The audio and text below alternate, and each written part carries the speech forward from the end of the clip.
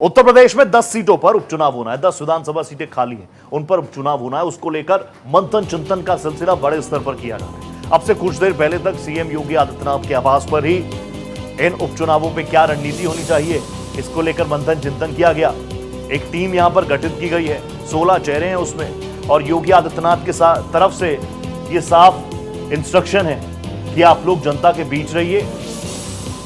इनमें कई ऐसी हाई प्रोफाइल सीटें हैं जिन पर सबकी नजर है, जिसमें अयोध्या है, करहल है। करहल से विधानसभा विधायक बनकर सदन में पहुंचे थे अखिलेश यादव। अब क्योंकि सांसद के तौर पर नजर आ रहे हैं सदन में, तो उनकी वो सीट खाली हुई।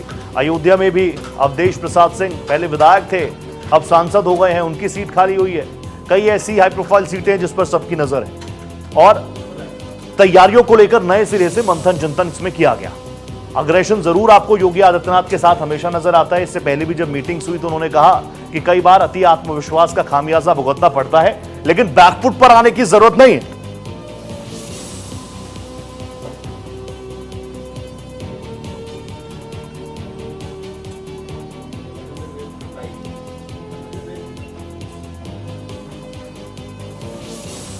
तो ये इंपॉर्टेंट मीटिंग जिसको खुद लीड कर रहे थे योगी आदित्यनाथ, 4 कालिदास मार्ग पर जो उनका आवास है, सीएम आवास है, कई चेहरे इसमें शामिल हुए। स्वतंत्र देव सिंह इस मीटिंग से निकले, क्या कुछ उन्होंने कहा सुनिए जरा एक बार। इसलिए उस पर भी चर्चा हुई, बाकी अपने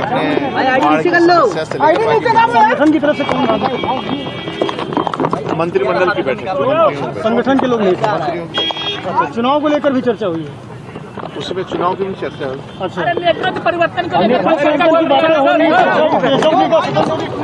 तो आने वाले दिनों में जिन 10 सीटों पर उपचुनाव होना है, उसको लेकर योगी आदित्यनाथ कहीं से भी कोई कोताही बरतने के मूड में है नहीं। मेरे सहयोगी पवन सिंह सेंगर मेरे साथ जुड़ चुके हैं।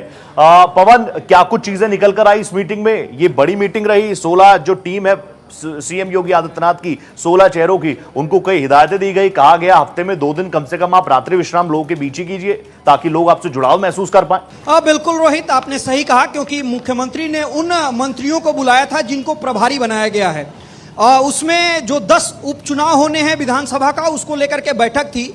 हालांकि तमाम सारे परसेप्शन बनाए जा रहे हैं, क्योंकि केशव प्रसाद मौर्य दिल्ली में हैं, लगातार वो एक्स पे पोस्ट कर रहे हैं, कई सारी बातें सत्ता संगठन की बात लिख रहे हैं, 2017 को 2027 में रिपीट करने की वो बात कर रहे हैं। तो तमाम सारी बातें निकल करके आ रही हैं, लेकिन एक बात बिल्कुल क्लियर है कि नेतृत्व को लेकर के कोई कंफ्यूजन नहीं है। उत्तर प्रदेश में 10 विधानसभा का उपचुनाव होना है, क्योंकि लोकसभा चुनाव में 9 लोकसभा प्रत्याशी जो विधायक थे वो चुनाव जीत करके गए हैं। 1 सीट रिक्त हुई है, उसको लेकर के चुनाव होने हैं, उसका नोटिफिकेशन जल्द आने वाला है। उसको लेकर के भारतीय जनता पार्टी तमाम तैयारियां कर रही है, और मुख्यमंत्री योगी आदित्यनाथ की वो जिम्मेदारी है, क्योंकि वो मुख्यमंत्री हैं उत्तर प्रदेश के।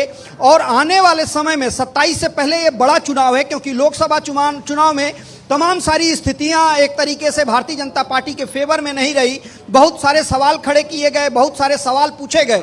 उसको लेकर के मुख्यमंत्री योगी आदित्यनाथ इस वक्त फ्रंट फुट पे हैं, और पूरी तरीके से एक एक सीट की वो समीक्षा कर रहे हैं कि प्रत्याशी कौन होना चाहिए, किस तरीके से समीकरण होना चाहिए, जातिगत समीकरण क्या है, क्या जो पहले प्रत्याशी थे उनको उनके परिवार से किसी को लड़ाया जाए, या जो नए प्रत्याशी आते हैं संगठन से उनको किस तरीके से तरजीह दी जाए।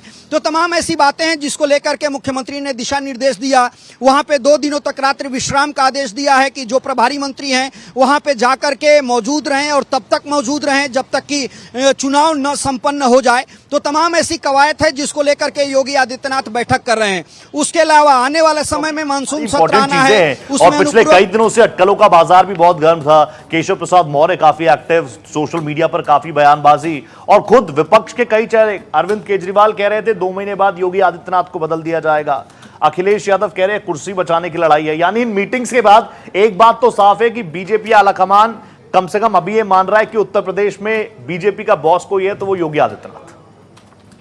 देखिए बिल्कुल सही है। और भारतीय जनता पार्टी की जब राजनीति आप देखेंगे और इतिहास उठा करके देखेंगे तो बहुत सारी बातें जो मीडिया फोरम में आ जाती हैं या पब्लिकली उस पर गॉसिप होने लगता है, उस तरीके का डिसीजन कभी देखने को नहीं मिला, चाहे वो प्रत्याशियों को लेकर के हो या नेतृत्व को लेकर के हो या प्रदेश अध्यक्ष बनाने को लेकर के हो। हालांकि केशव प्रसाद मौर्य का जो एक्स पे पोस्ट है उससे देख करके लगता है कि कहीं ना कहीं उनको हिंट है कि वो संगठन में भेजे जा सकते हैं। संगठन में इसलिए भेजे जा सकते हैं क्योंकि जो प्रदेश अध्यक्ष हैं भूपेंद्र चौधरी और ऊपर जेपी नड्डा जो केंद्रीय मंत्रिमंडल में शामिल हुए हैं, वहां पे बदलाव होगा।